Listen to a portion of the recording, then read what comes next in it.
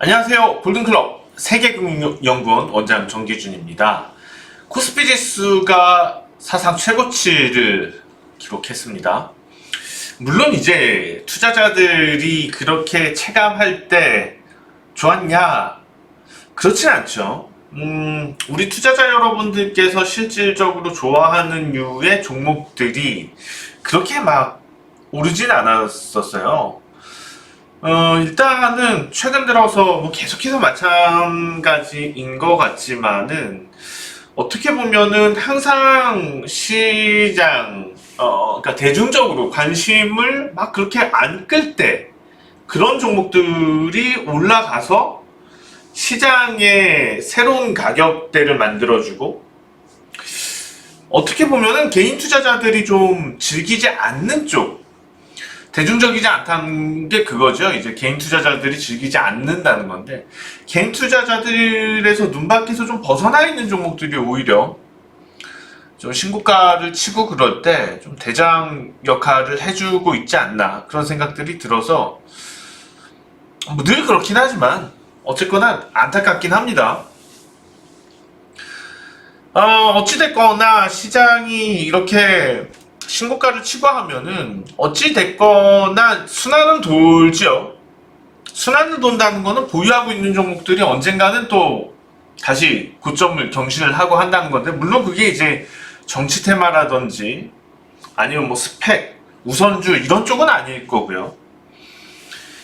그냥 정상적인 우리들이 좀 이름을 알 수 있을 법한 그런 종목들, 그런 종목들에 대해서는, 그러니까는 뭐 때가 묻지 않은 테마라든지 아니면은 단기 이슈에 의해서 버블이 크게 형성되었다가 꺼진 그런 종목들이 아니고서는 좀 돌아가면서 계속 오르긴 할 거기 때문에 그렇게 크게 걱정은 안 합니다.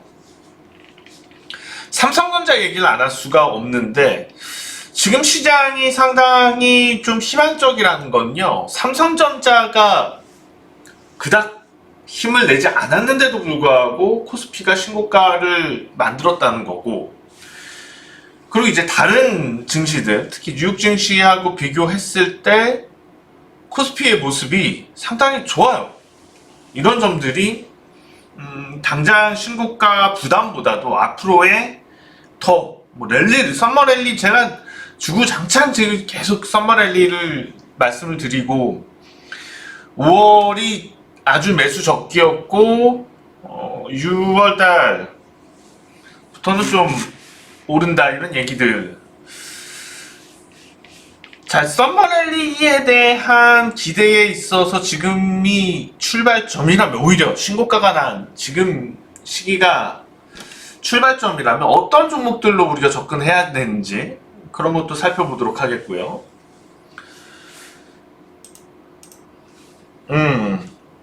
시장 먼저 좀 보면서 설명을 드릴 텐데, 코스피.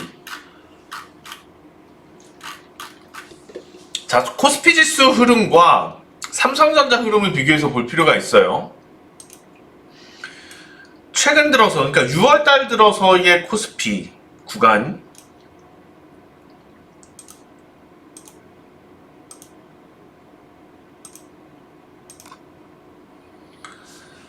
그리고 삼성전자 이렇게 보시면 확연한 차이가 보이시죠? 이렇게 이제 6월달 구간이고,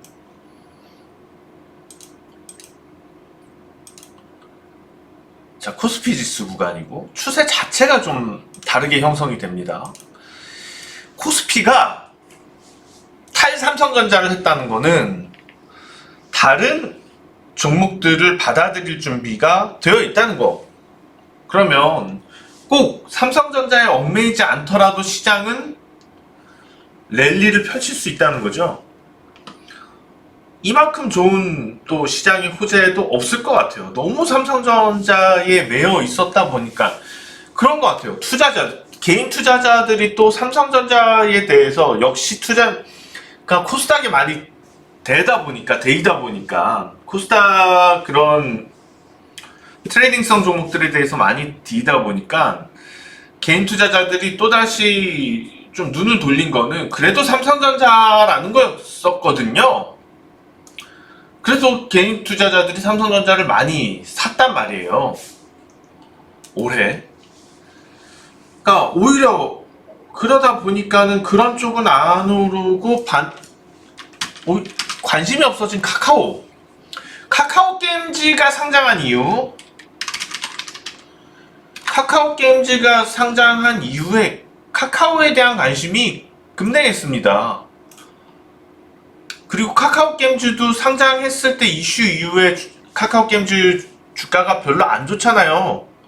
처음에 뭐 사흘째 되는 날 주가가 85,000원 이렇게 가다가 거의 뭐 반토막이 순식간에 났었어요. 한 달 반 만에.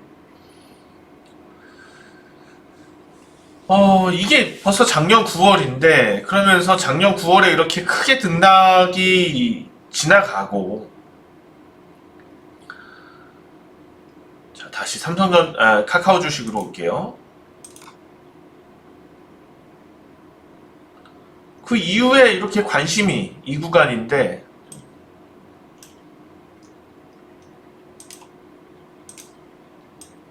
자, 이 구간일 때 작년 하반기죠. 작년 하반기일 때 카카오에 대한 관심이 싹 줄어버렸던 거예요.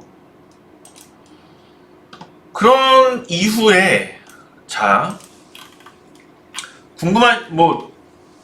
확인하시고 싶으신 분들은 올해 특집 2021년 증시 전망에 대해서 유튜브 증시 전망을 한번 다시 보세요.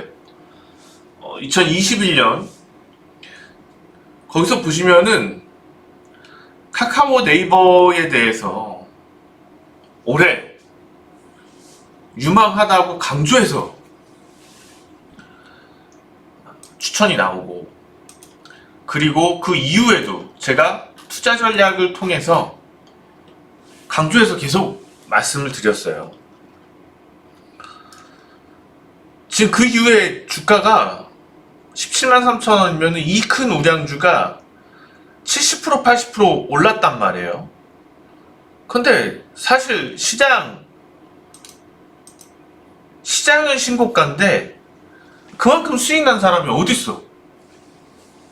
진짜 극소수죠. 0.몇 프로도 안 되죠. 올해 시장에서 7, 80% 수익 난 사람 0.1%는 될래나 모르겠네요. 그것도 아마 안 될 것 같아요. 자, 우리가 투자를 어떻게 하고 그 시대 상황에 맞게 어떤 종목으로 접근하느냐에 따라서 똑같은 금액과 똑같은 시기에 투자를 하고 똑같은 진입과 똑같은 청산을 했을 때 수익률 차이가 어마어마하다는 거죠. 그거는 어떻게 보면은 종목 선정과 관련돼서 물론 이제 투자는 대응이고 그런 얘기도 많이 있죠. 언제 사서 언제 파느냐가 중요하고, 물론 그것도 맞습니다.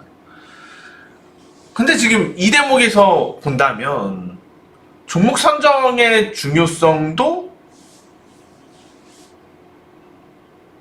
월등히 중요하다는 겁니다. 제가 딱 잘라서 얘기하고 싶은 건 시대 상황에 삼성전자는 맞지 않았었고 시대 상황에 카카오는 맞았다는 겁니다.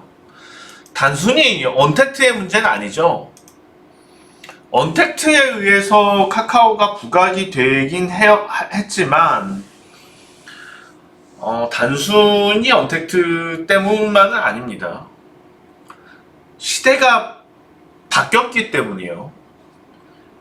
당장은 삼성전자가 수익이 더 나올 수도 있지만, 순이익이 더 많을 수도 있지만, 앞으로 10년 후를 봤을 때 카카오의 순이익이 훨씬 더 높을 수도 있다는 거죠.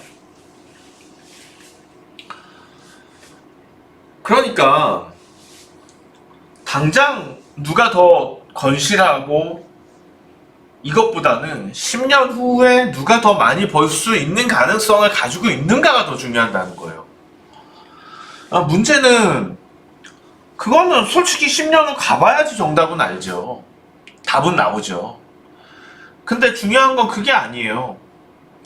10년 후에 가봐서 알기 전에 지금 시장에서 10년 후에 그럴 거라고 예상하는 게 어떤 함의점이 있다면 그게 주가를 만들어준다는 거거든요. 자, 그래서 뭐 한 이틀 카카오하고 네이버 조정이에요. 어떻게 보면은 그동안 시장 대비해서도 강하게 올라왔었고 어떻게 보면 시장 신고가를 만들어준 주력이기도 합니다. 그렇기 때문에 실제로 피로도가 있고 기간 조정을 보일 수도 있을 것 같아요. 네이버도 마찬가지고 카카오도 마찬가지고 기간 조정을 보일 수 있을 것 같습니다. 기간 조정을 보인다는 건 뭔가요? 가격이 얼만큼 그 기간 동안에 가격이 얼만큼 하락할 건지는 중요하지도 않고 얼마나 하락할지 알 수도 없어요. 중요한 건 그 이후에 주가는 다시 고점을 만들어 갈 수 있다는 거죠.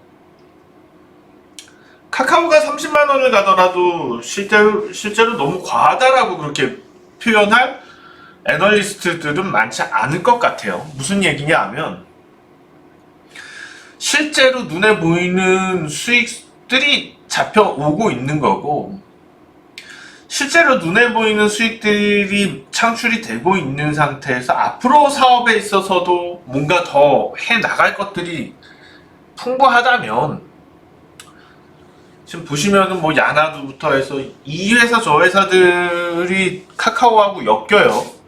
상장 회사도 많아지고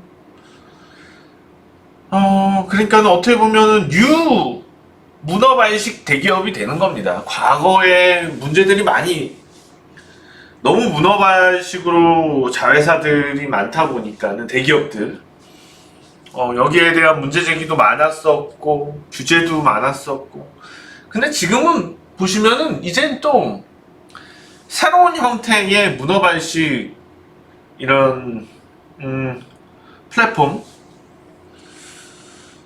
탄생을 하는 거죠.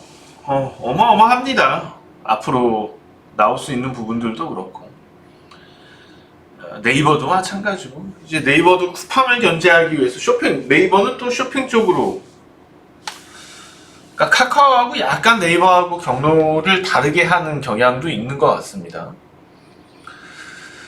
아마 쿠팡이 수익성 없이 그런 유통체계로 갔다면 네이버는 분명히 수익성 있는 유통체계로 쇼핑몰 체계로 갈 수 있다.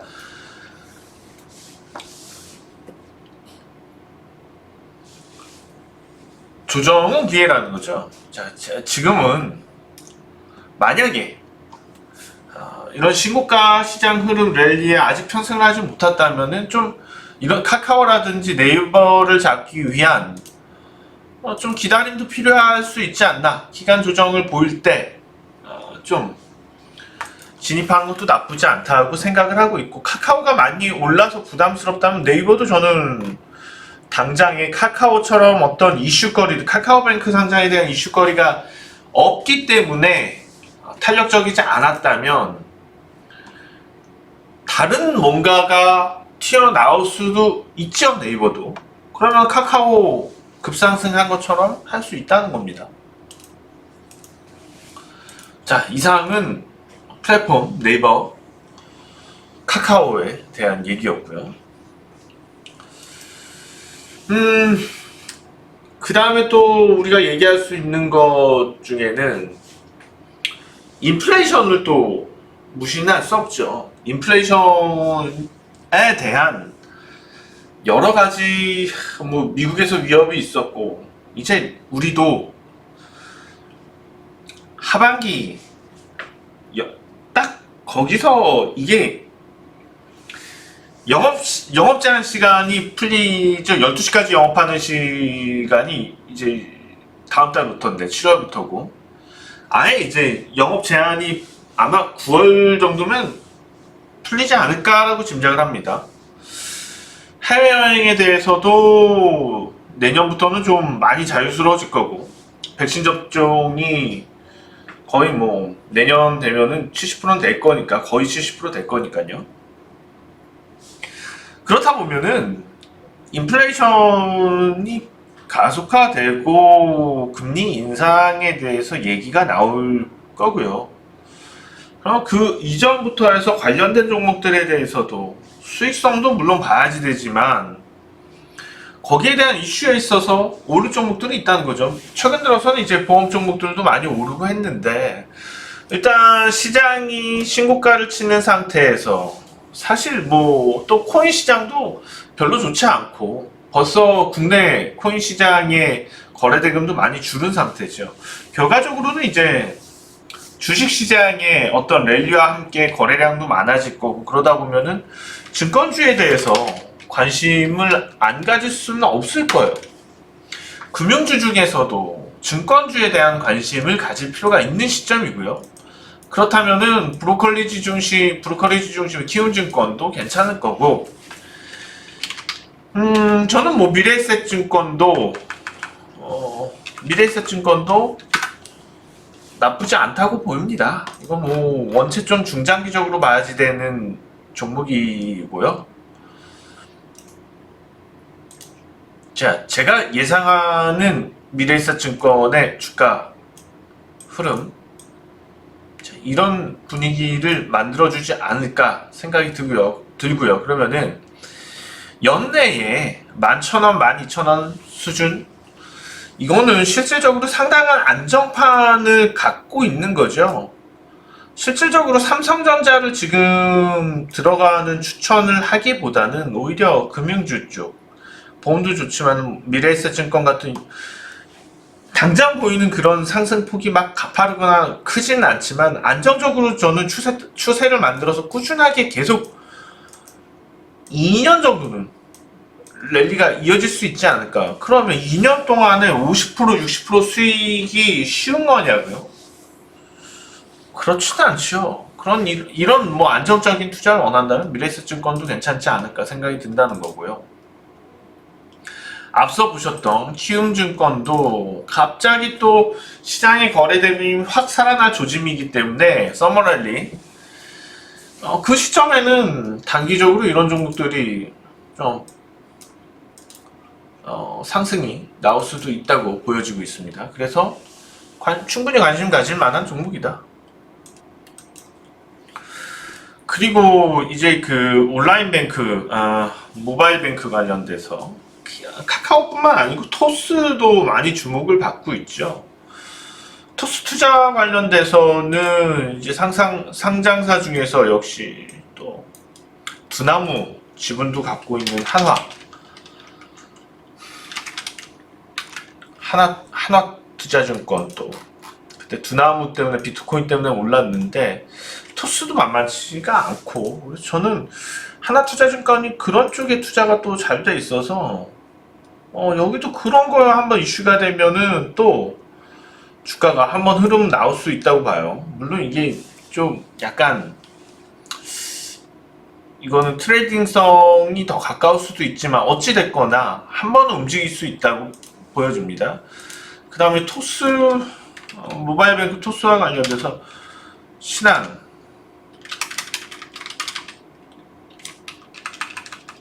하나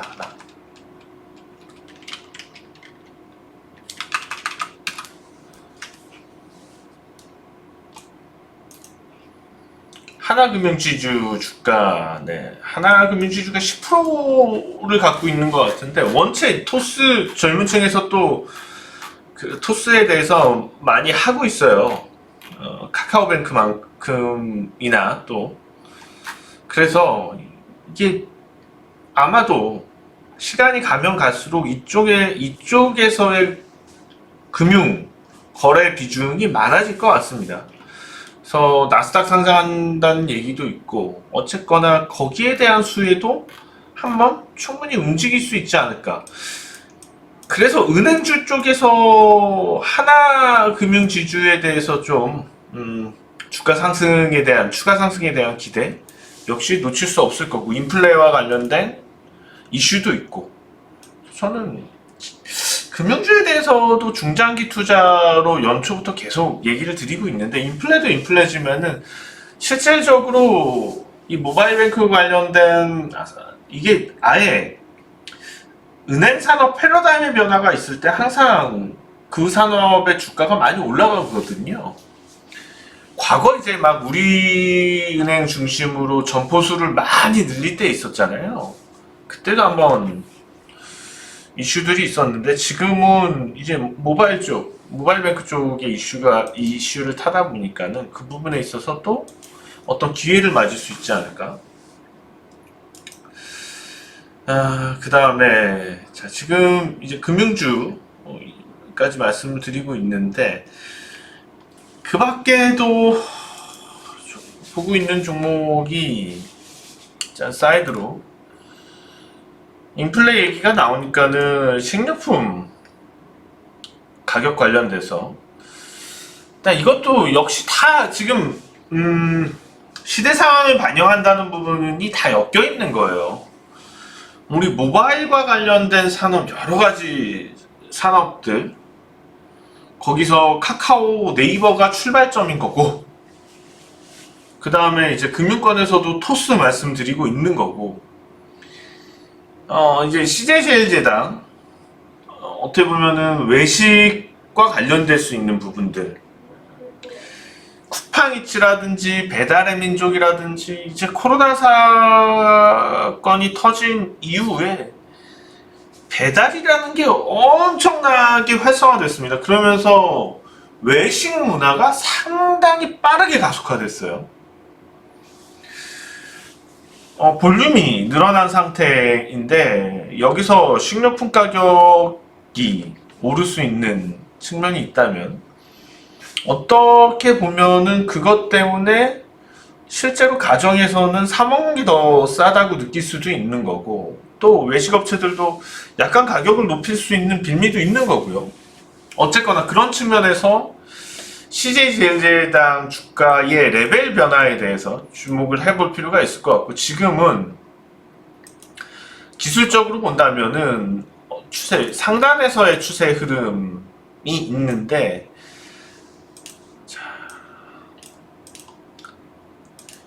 이 채널을 돌파해 나간다면 전혀 다른 레벨의 세계, 그러니까는 40만원 선대가 오히려 바닥권이 되는 거고, 여기가 바닥권이 되는 거고, 이 위에서 노는 시대가 열릴 수 있다는 거죠. 그래서 이런 유의 종목들도 관심을 갖고 좀 볼 필요가 있습니다. 자, 마지막입니다. 마지막으로 볼 종목은 아무래도 최근 들어서 환경 이슈들도 좀 있는 것 같아요. 에코프로 HN입니다. 에코프로 HN 같은 경우에 신규 상장해서 그닥 좀 인기는 없는 것 같은데, 기업의 좀 사업 전망이라든지 최근 들어서 좀 실적 전망들을 봤어요. 그런데 성장성을 반영을 안 하고 있어서 아마도 매물이 좀 있는 것 같은데, 신규 상장하고 하면서 매물이 좀 눌리는 것 같아요. 자꾸 좀 확인되지 않은 매물들이 주가를 누르고 있어요.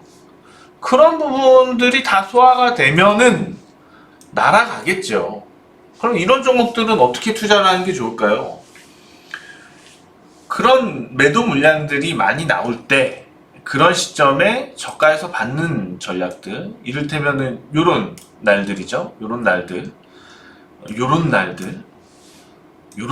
티가 나죠? 보시는 것처럼.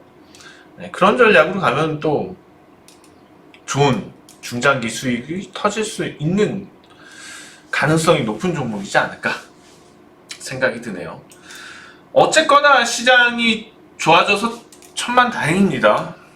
그렇게 시장이 갈 거라고 말씀을 많이 드리고, 서머랠리가 올 거라는 얘기는 많이 말씀을 드렸는데, 근데 계속 뭐 발목이 잡혀 있어서 못 가고 있어서 좀 긴장도 되고, 너무 강하게 이제 5월달부터 여름에 좋을 거라고 얘기를 한 상태였었어요. 어쨌거나 시장이 신고가로 치고 나와서 참 다행이고요. 그런 만큼 여러분들도 이제는 수익을 많이 냈으면 좋겠습니다. 약간 포트폴리오의 변화도 필요할 거고요. 지금 투자하는 부분에 있어서 스타일에 대한 변화도 필요는 할 것 같아요. 왜냐하면 신고가 시대에서 거기에 코드가 맞는 우량주들은 조정을 보이고 하더라도 탄력적인 상승세를 이어가거든요.